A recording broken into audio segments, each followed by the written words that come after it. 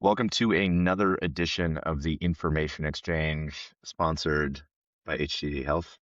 Oh, Uh, can you believe our employer is sponsoring us? I am back from ViVE this week, and this is a very special edition inspired by Steve Posnack's LinkedIn post. No Brendan Keeler today, so boys, you got a lot of explaining to do for me today. this is a Um, this is a facial hair only podcast today. Oh, that's right. yeah. Sorry, Brendan. Well, I wanted to kick off just with I think some things I saw at ViVE are going to be well, I missed all the big announcements because everybody does their press announcements around ViVE, but if you're at ViVE, you don't have time to check your RSS reader or LinkedIn. Um, but I would say my takeaway, it was great to see my good friends, got to meet some new people. But because we're going to be spending a lot of time talking about AI, my concern is every booth was about agentic AI, and the marketing copy is essentially the same from booth to booth to booth. Mm. And so, one of the problems with using AI is it can pull everything towards a mean. And I don't know if anybody wants to hire me to help them run their conference. I probably don't want that job, but I'm a little concerned that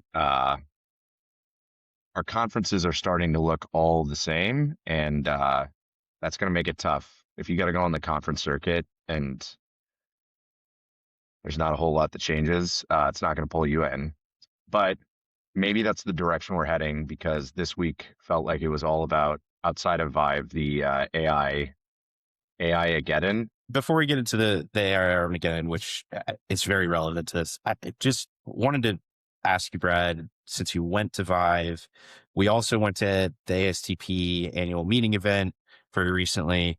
I'm sure we're sending folks to HIMSS.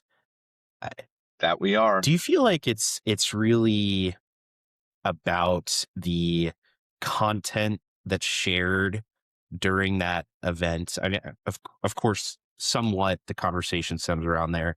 Do you think it's really just an excuse for folks who are in this industry to get together in person and have some conversation? Like that's the most value I've gotten out of these things. Is most of us work remote nowadays. We don't really come together outside of like our internal company workings, our working with our client. And to me, it's like a good excuse for everybody to get together in a room, have some drinks, and go over what's on their mind from that time period, not necessarily what the latest and greatest announcements that came out put on by the conference and the organizations attending. Yeah, I mean, I think they're depending on the type of conference. I mean, the ASTP having an annual conference is a nice forcing function for them to like put together everything that they want to communicate. Same way I feel like when we went to Open and Epic, that was like, a singular organization had a North Star. Um, and that felt like a forcing function. Industry conferences, I mean, God, I don't know how many I've been to at this point. I think that there are three types of cohesions that they create that are valuable. One is like, yeah, I can see you guys, I can see other people that I've worked at previous companies or have partnered with, and like that brings us closer. It reminds us that we could work together. That's the positive thing that I get out of it. I think it's also for executive level attendees, it's an easy way to smash a lot of, you know, I don't think they are not having all high value meetings, but they can have more opportunity to have a high value meeting. And so I think that continues to bring in major exhibitors, and they get an opportunity to talk about their product. But for people that are earlier in their career, like, it can be really tough. I think it's important if you can go to one and you can talk to people, but so many people that are early in their career are tied to their booth, and are really Mm. given like, they only have one talk track or one thing to speak about. Whereas I feel like when we were seeing people at ASTP, one of the last things we talked about was interoperability or HCD. Like, we spent so much more time just getting to know those people. And I think there's tons of value in that. It's just tough to convince an employer to spend money to send their employees just, conversate. I mean, I'm nodding my head because I think everything The you all only are three saying is times we've ringing seen true. each other, Pryce. I know We're at, our two, thanks to the HHS, yep.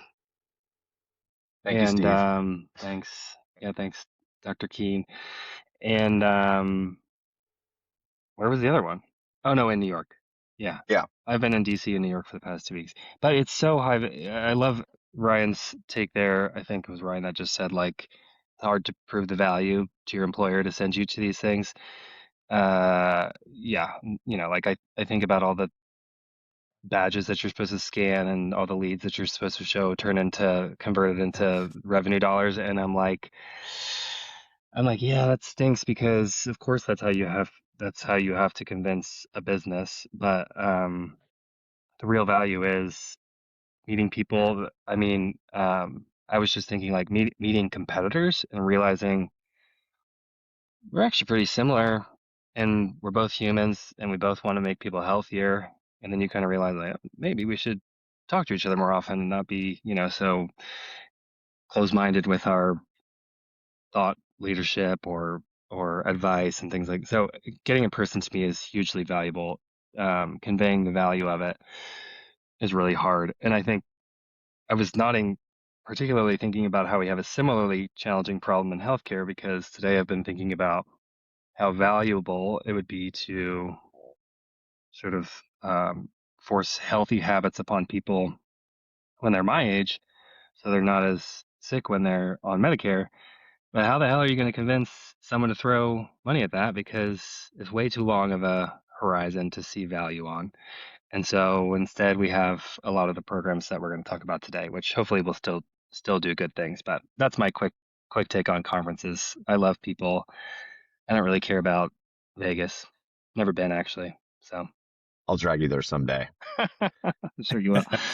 This is not going to be surprising to anybody who even wasn't at ViVE, but every single software solution is talking about their agentic capabilities.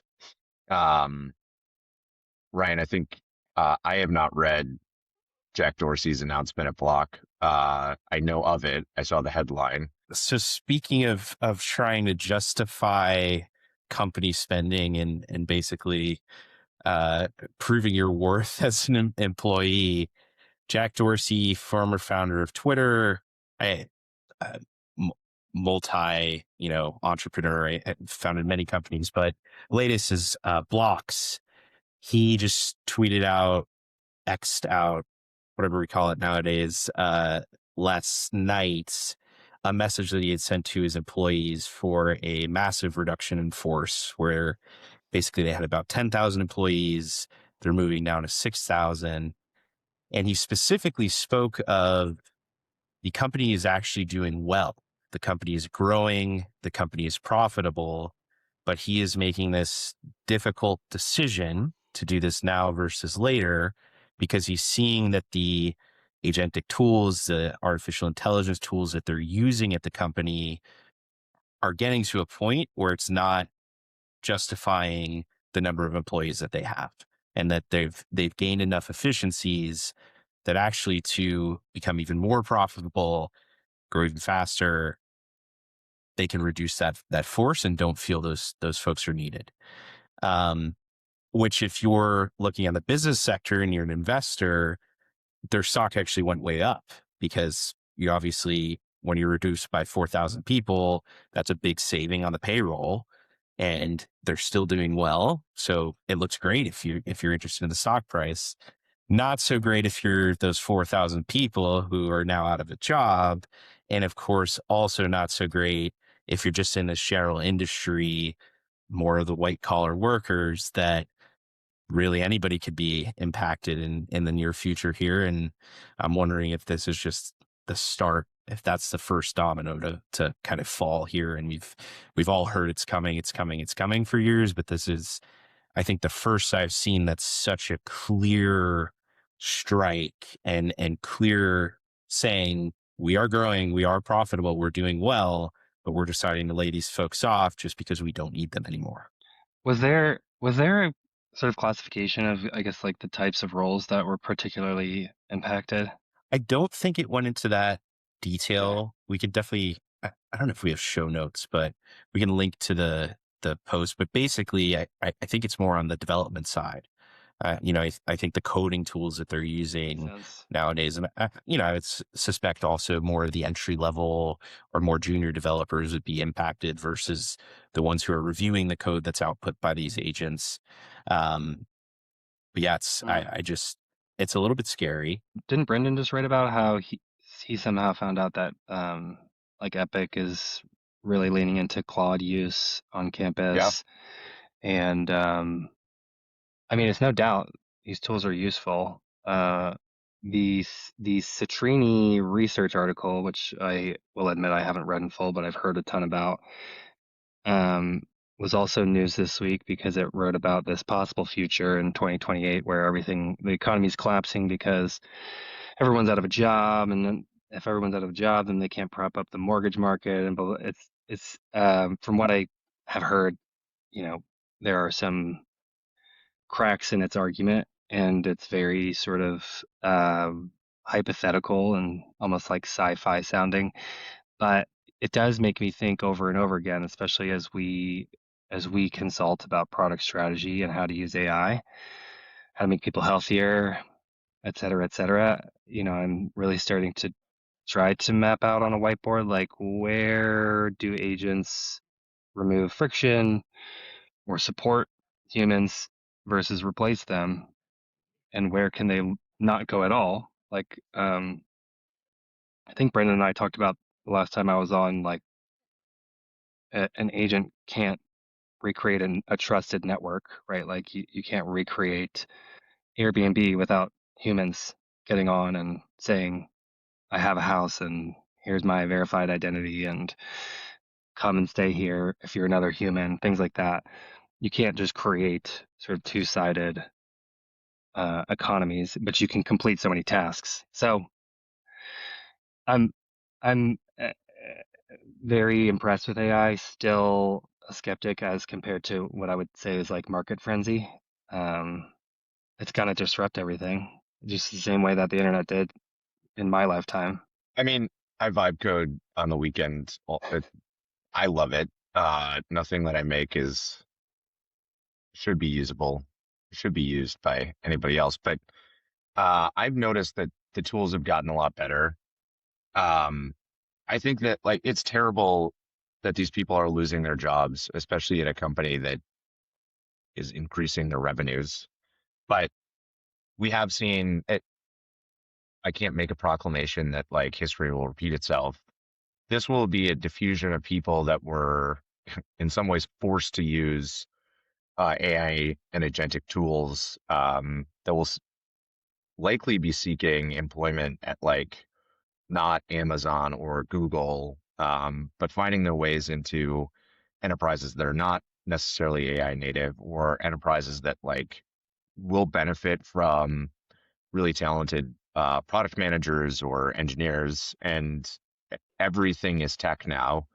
But I think the diffusion of that talent, the diffusion of that knowledge takes time. And I see so many new applications getting built, just the way that like, I want to track my cat's behavior. I can spin up a little application in hours that kind of works. We will likely see that same pattern across industries, which is part of why people talk about SaaS-mageddon. But we're just allowing people. There's a BCG, I think it's BCG study that AI implementation is like 10% the model's actual capabilities, 20% the actual like what are we introducing it into, and 70% like operationalize it, teaching people how to use it. And Hmm. uh, we refer to that as workflow. And so I think one of the reasons that we'll see a ton of these applets or these tiny apps is because SaaS software has not been responding to workflow. It has been enforcing workflow. And where that doesn't, where two softwares don't align, we throw a human in between them and force them to make it work, or we define some sort of ETL application. Um, I don't know. I think we're just going to see an explosion of custom software that allows us to explore a million different versions of workflow. And then over time, we'll start narrowing the use cases that are, or tightening around workflows that are actually effective. You know, it's funny you saying all that almost made me think like, yes, the speed, the velocity at which AI is improving and like the use cases that you could leverage it for is evolving so fast. But there are other bottlenecks that are going to prevent like an economic collapse where we all lose our jobs overnight. For example, humans are slow to learn, or um, gosh, you said something else that made me think like a completely different reason that it would be just hard to introduce. It's there's going to be a concentration gradient, if you will, of AI users and non-AI users, and it will slowly diffuse into we all use AI in some form or fashion. I don't think it'll happen quickly enough to pull the rug out from half of the economy, but maybe that's just what I have to think to self-preserve and not quit my job and go start a farm right now. So um, don't have enough land for that. Maybe we can all buy a farm together if this just doesn't work out. The HTD farm. Yeah. But yeah, I think, and I obviously don't have the expertise on like the full macroeconomic side of this. I've actually been reading lately, there's some kind of thought that you almost hope it's fast and not a slow burn, because that might force some function to help the massive people that are, unemployed Oh, all of a sudden, talk about UBI, things like that, versus if it's more of a slow burn, there's less likely of a response to help those folks. So that's one interesting thing. But I think tying it more back to healthcare and what we do know about, is this a healthcare I think podcast? Okay. it's been mainly AI recently, like everything Uh-huh. else. But Uh-huh.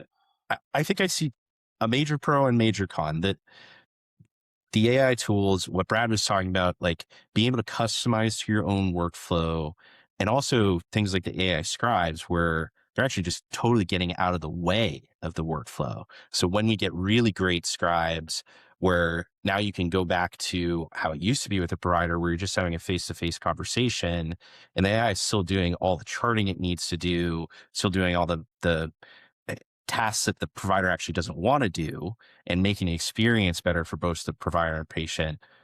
Those are fantastic use cases for AI. And uh, that's what I'm very excited about the usage Hmm. for. The negative side, I think, is what we've talked about with the potential to actually not replace and make the workflow better, but replace the actual human being that's doing the job.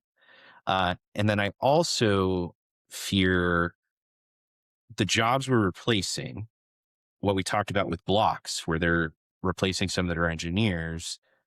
When you're moving fast and breaking things in fintech, the major catastrophe that could happen there is you get something wrong, and there's a massive decrease in money and how it's tracked and things like that. But in healthcare, and we talked about Epic using Claude more in their workflows, and I think there's some positive to that, right? To get stuff out there faster, get some Internal, of these just to be beneficial clear, software. this is like they're using Yes, Claude internally. internal Yeah. code development. Yeah. Yeah. Yeah. Um, and like I said, to make beneficial software, that's great. Make that faster, get those out to the users. But the downside, fintech dollars are affected, healthcare lives are affected. And when we were at Epic, there was a very, very strict system around code development. And we had what were called patient safety escalations, which Mm. were things that have gone wrong with code and things that have actually been a risk to the patient potentially. And there were huge procedures around that. And it was taken very seriously. The software is not sexy, but it was incredibly safe and had to be, because we were in healthcare. And that's where I start to worry as we start to replace people and the cogs in the wheel. Uh, Healthcare, especially, I think there's a risk when there's not as much a review, if there's not as much personal code written. And of course, also maybe in the end, 50 years from now, it's actually much less of a risk. like self-driving Yeah, cars. exactly. Eventually they may be safer than a human doing it. Eventually the code written may be safer than a human doing it. But there's, I think, a threshold that still needs to be met. And right now I trust a senior engineer versus Claude writing the code at this point. We have no idea where that line is because we haven't really like we haven't had enough at bats to see like when things Absolutely. go haywire. Well, speaking of, I guess, patient safety and regulating AI, um, Ryan, I think you had linked out something about, remind me what it was. Are we moving to the FDA now with regards to topics? Because they had released something Harrison about, AI, just yeah. let us throw some AI at patient problems, patient populations. What was the Well, story yeah. there? And so basically, so with this administration, we saw this in HTI 5 as well. Reduction in regulation. And it's interesting because that's not everywhere, right? But Yeah. at least when we're talking about healthcare, at least some of the latest things that come out, HTI 5, reducing the scope of the regulation in order to hopefully, the thought is, make it more efficient, get things out there quicker, remove some of the red tape. Literally, like the red tape that existed. Same thing over here. FDA, they are implementing a path, and I will admit I didn't really delve into exactly what this path looks like, but a path that if you already have a solution that you've taken through the regulatory process with the FDA, and it's a AI device. Harrison AI and I think some others have been looking for exemptions from that pre-market review process, which is very strict, especially around medication development, procedure development, things like that with the FDA, more traditional things we've seen in the past. Say for AI devices, let's skip that. Mm. And I think it makes sense in some ways because it's not like bringing a drug to market. But at the end of the day, it's usually a patient-facing thing if you're going through the FDA. And I think there needs to be some guardrails still. And I think there is nuance there, but just interesting them trying to kind of skirt around certain things. We're trying to make things less regulated for the sake of speed, which I think is good in some ways, but also we need some Mm. guardrails, we need some transparency, those types of things. We don't have to spend too much time on that fact if No. you have any kind of thoughts on that. But I think, talking about the FDA, I know, Pryce, you want to talk about making America healthy again as well. Yeah. Well, and so let me touch on that real quick. Uh, I don't know very much about the FDA. I would probably loathe to work at the FDA because it feels like a no-win situation. Either you're like regulating things and everything in the market is safe, and we can all thank the government for, paternalism. And really, we wouldn't thank them. We would like not think about it, or maybe we would complain about how hard it is to get through regulation or how slow America is to adopt whatever, whatever. The flip side of that coin is like we do have a worker shortage in healthcare. We have an overabundance of data that's so underutilized. It's incredibly difficult to access, not necessarily from a technical perspective, but definitely from like business relationship perspective or privacy and security perspective or even just like a governance and what does this data actually mean when I get it perspective. And so this current administration keeps saying, yeah, well, let's throw technology at it. Let's let the private market figure it out. Let's take away certification criteria as proposed in HTI 5. Let's allow new payment models to exist, like CMS or the CMMI Innovation Center's access model, where they're specifically saying, look, reimbursement rates are pretty darn low for what we're asking for, which is to maybe lower a patient's blood pressure. But they're like, we don't expect a human to do it. For the most part, we expect you to keep an eye on it, and we expect you to leverage tools and AI to actually help your patient change their behavior or coach your patient to becoming healthier. And so, yeah, I'm a little bit conflicted there. I don't know nearly enough about clearance and how software or hardware goes through the FDA to have a strong opinion, but I am like, it's not great either in either direction. If we never get good tools in healthcare, or if we get them tomorrow, like there are risks to both. I don't know, Brad, do you have any other Yeah, thoughts on that front? Pryce, I think just for quick, Pryce, with what you said before, with these paths and how strict or how open we should be, I think we need more at bats to really determine, like you said, and it would be interesting to compare this beyond AI, like any crazy new innovations that have come through these processes, what that looked like back then. That'd be a good comparison for a I blog know. post, maybe written by the guy that's not here right now. But yeah, it just seems very early. And Brad, yeah, please, your take would be great.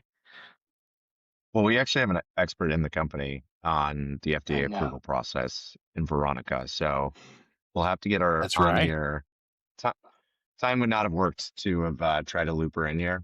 The introduction of AI, when I hear AI, I think probabilistic algorithms, and I think they have like great use cases. The usage of them to like generate text or to be able to take patient query that says like what do these lab results mean, and be able to turn that into something that a computer can execute upon, get something from the computer and turn it into language is great. But part of me feels like if the translation is not to a deterministic model. I didn't read enough about the Harrison AI thing, so somebody from Harrison should reach out and um, get us updated. Uh, If somebody is bringing a probabilistic, not just like text generation, but probabilistic recommendations, I think that is something that should absolutely go through a strict process. But if the ask is like, we have a new interface that is using something that um, hallucinates sometimes, like I don't know, there was some stat that like 4% of queries in Claude's free model include, I need to go find the actual number, but it's an insanely high number of queries into a free chatbot asking for health information, oftentimes including their own health information and not using the HealthX extension or the BeWell extension, ChatGPT. Like people are just grabbing a PDF and throwing it in there. It feels just because Pandora's box is open or the cat is out of the bag doesn't mean that the FDA or other regulatory bodies should completely cave. But I Hmm. do think that there needs to be some response to, if it takes companies forever to get through the FDA process, they're just going to find ways to introduce products outside of that. I love what you're saying. Just to like frame that within a sort of thought process that we have a lot within HTD. We run a workshop called the Why, What, How workshop. And we might have mentioned this on the podcast before, but lots of folks come to us and say, here's how I want to integrate. Like, is that right? Or I want it to be it has to use fire because that's modern. And that's the wrong way to think about it, right? Before you think about how you do something, you sort of need to think about what you're doing. Maybe before you think about what you're doing, you need to think about like, why would your product exist, right? And if AI is a tool, it's just a hammer, right? Like, yeah, let it drive nails, let it like if this request is to allow a device to sort of say your blood sugar's low, go get some insulin and here's how much we think you should do, double check, or I don't know, like here's what you should eat tomorrow as recommended by the NAI dietitian. That feels very different than like we've prescribed a medication for you, go pick it up, right? And one of those needs a hammer right now. But if you took a hammer and then said like, I'm gonna knock down a wall with this tiny hammer, it's gonna be inefficient. It's gonna be dangerous. You're gonna hit yourself swinging it too hard. So I am like, we have to treat it like a tool. And right now it's good at certain things. I think it's easy for us to imagine that it's good at everything because it is good at such a broad swath of things, but it was designed for certain things right now. We need to get used to what those things are and then implement it responsibly, I think. So, FDA, please do well. I don't envy you, like I said, but please do well. Can I jump to the other news from DC this week?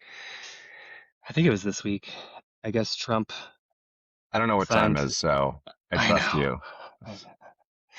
I think Trump signed some order that was meant to increase the production of maybe phosphorus in the U.S. or something to that effect. Ultimately, the headline was that the U.S. needs more glyphosate, which is also commonly known by its brand name Roundup from Monsanto.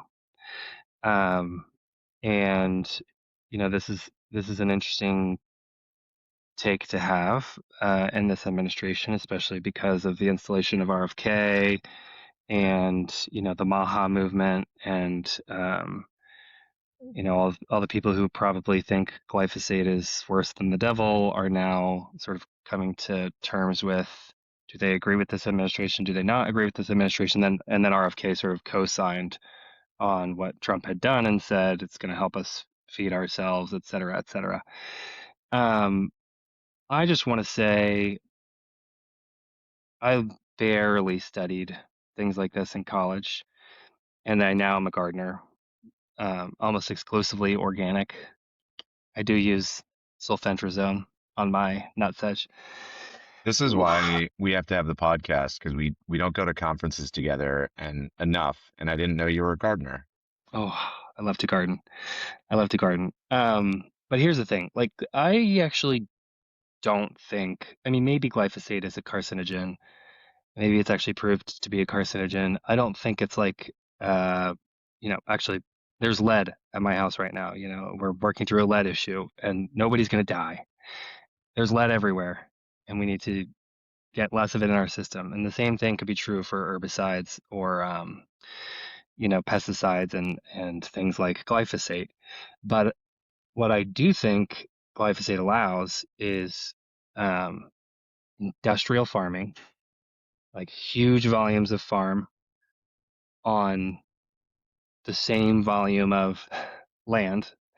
And inherently, that's going to create this sort of imbalance in the nutrients that actually make its way into food, right? So if you can just crush your corn crop every year because there are no weeds, oh, that's great. You're growing corn, I guess, but every year it's growing in soil that's less and less nutrient dense. And then we pump fake nutrients into the soil and then we pump more fake food. And so all this to say, like, this is sort of going back to my point where I'm like, yes, we need to keep 65 and older healthy.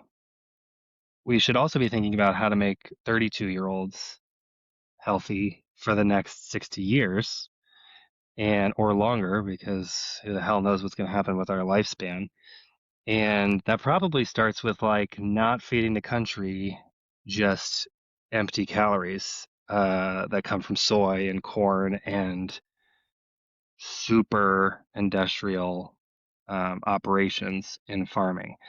Um, if there are any farmers listening to this, I apologize. I know nothing about how hard it is, but it's just a bummer to me. Like, I think it seems straightforward that there should be more farms that are smaller and organic and creating nutrient dense foods. And I don't know if this was a corporate decision or a corporate. I mean, surely it was in the interest of some corporations, but I don't know why the decision was made or if there's actually a food insecurity crisis or a glyphosate crisis. But it's hard for me to see the HHS put out models that are like, we have to prevent people from going to the hospital. Let's catch it early. Let's lower their blood pressure. We'll incentivize you to lower their blood pressure. And then on the other hand, they're like, don't stop buying Doritos because those are super cheap and they're SNAP eligible. And I love Doritos, but I shouldn't I shouldn't have almost free access to them because they're subsidized by glyphosate production. So curious what you all think about, I guess, nutrition and health and the long-term plan here. Oh man, what do I think about nutrition and health? Took us way down a gardening route. This Ellen That Brown would was love a this conversation. that was a very like well, I don't know what I think, Price. I think I want a GLP-1 so that I don't have to worry about that. But when you were talking, I actually had a uh, I want the pharmaceutical industry to cure my Hey, desire you to know what? eat.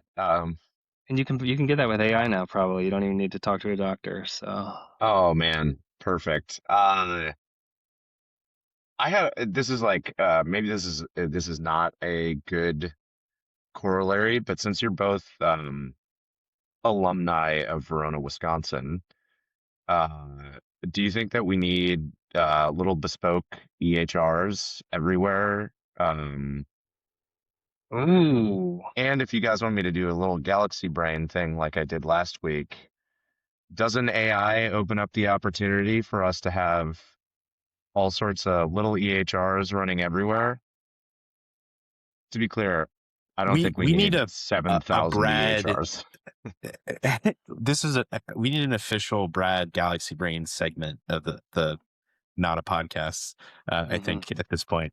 Um, well, I think there's more positives to the thousands of smaller farms than there are to the thousands of smaller EHRs. There's a lot of different things at play on both of those sides. Working on interop, though, thousands of smaller EHRs sounds like good job security. Uh, for us. because there's Certainly so for many us, yeah. headaches. Yeah. Yeah. But does not sound good in terms of make sure everybody's connected and meeting the goals we'd actually like to hit.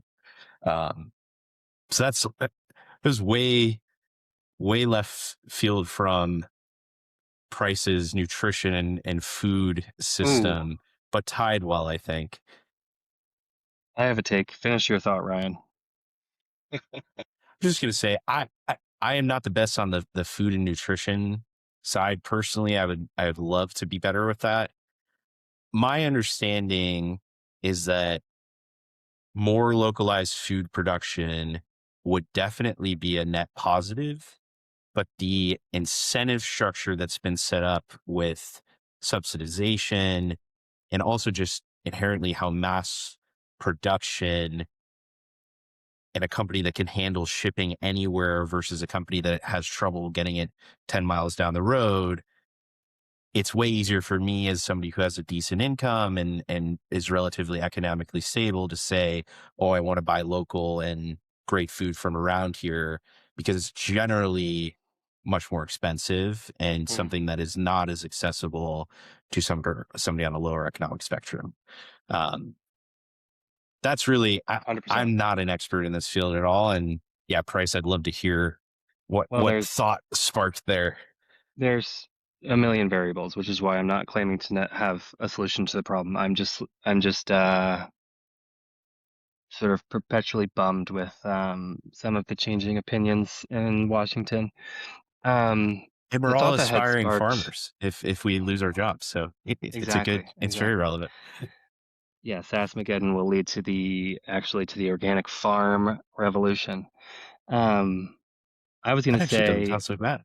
do I want a million little EHRs? Probably not. I think I would like more that are competitive with each other because over the past few weeks, Kat McDavitt, Lisa Berry, Brendan have been getting into my, brain and talking about how American it is to have all this competition and how competition drives down prices. And while that might not be great for Epic, it would be great for providers who might be paying less for their SaaS or for their EHR platform or whatever.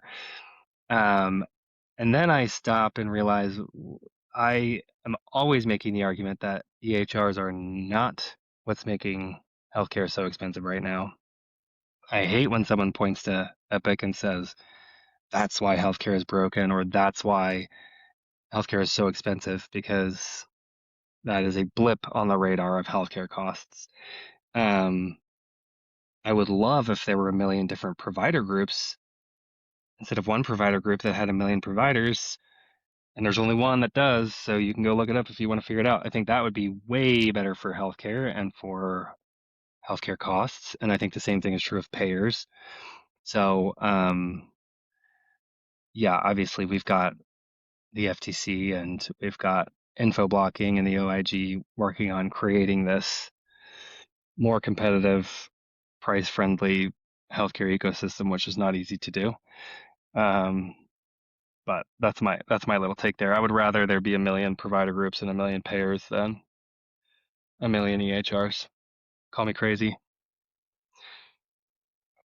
Any other thoughts that you all have from the week? Weekend plans? Hopefully sleeping. I don't know. Love it. I think all of us can use some more sleep. Just spurring on the American comment and Oh the yeah. competitiveness. So Brad's got his galaxy brain. If Ryan could put on his socialist brain, which might shock everyone real quickly here. Generally not socialist overall, I would say. But when it comes to healthcare, I think competition is generally good in a lot of different segments when business is the goal. On healthcare, when treatment and the health of the people is your goal, I don't think those economic models are necessarily the best way to go. There's a lot of inherent disincentives that are set up there. We see that with the pharmaceutical industry and the pricings that they set, the payer industry, the health insurance and how expensive that can be. And so I think if health and wellness of your population is the goal, it seems like there's other countries who are less about 100% capitalism that have done a little bit better of a job there. That being said, we're in the system as it's set now. And I do agree with you, Pryce, that if we are going to take a capitalist take at healthcare and health tech, then it does help to have that competition between those EHRs, between pharmaceutical industry companies, between health insurance companies, because ultimately, if there's choice amongst those companies that are provided versus a government provision or a single payer or something like that is purposely driven to as low cost as possible, and we're in this capitalistic side, then yes, we need that competition to help the consumers. I don't want to take us down another rabbit hole, but I love that take. I've heard smarter people than I say when they all get in the room and talk about how they would fix healthcare if they could do anything. It's like single payer all the way. And I was thinking about today how, I keep on harping on this. Oh, I'm 32 right now. Please help me make good decisions to stay healthy so that I don't become a cost burden to society. Well, that's really hard to prove an economic model on when I change insurance companies and the risk-bearing entity or the profiting entity of carrying my risk changes every time I change employers, or perhaps changes every year if I'm on the marketplace. And so, yeah, imagine if there was one benevolent, well-oiled machine that was caring for all of us and thinking on the 100-year time horizon. It'd be a lot easier to solve for some of these problems. So Definitely. Yeah, well, the tie to employment in general is interesting, right? Like if crazy. you lose employment and you have a serious health concern, you're screwed at this point, right? Like, yes, we have some Medicare options and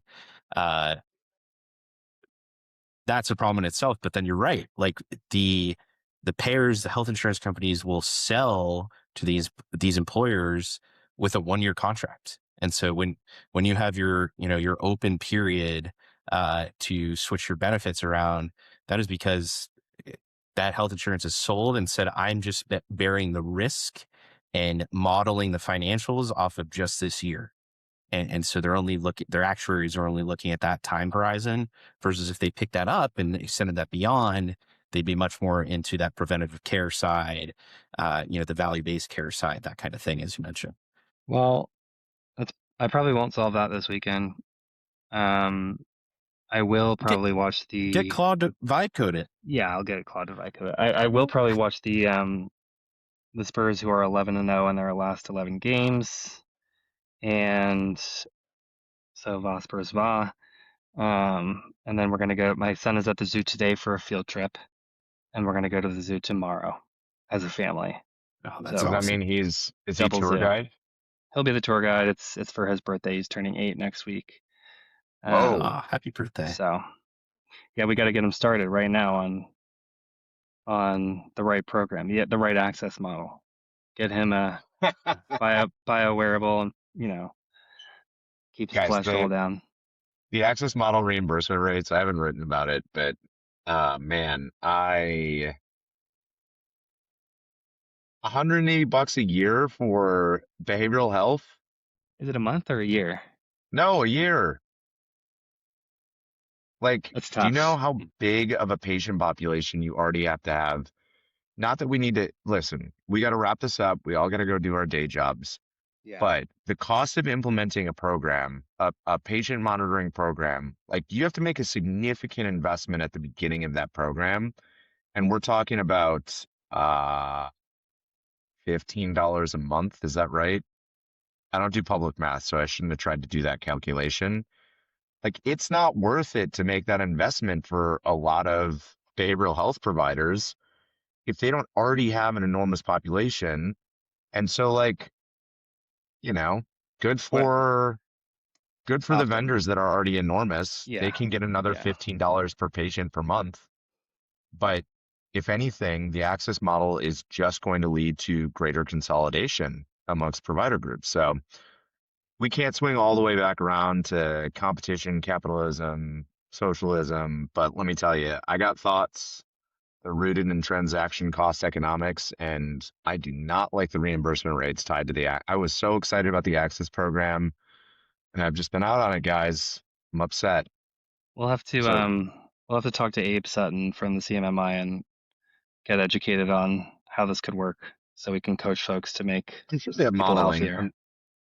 I'm just a random guy on the outside, but Are we all? that's what I'm going to do this weekend. I'm gonna write about reimbursement rates in the access model.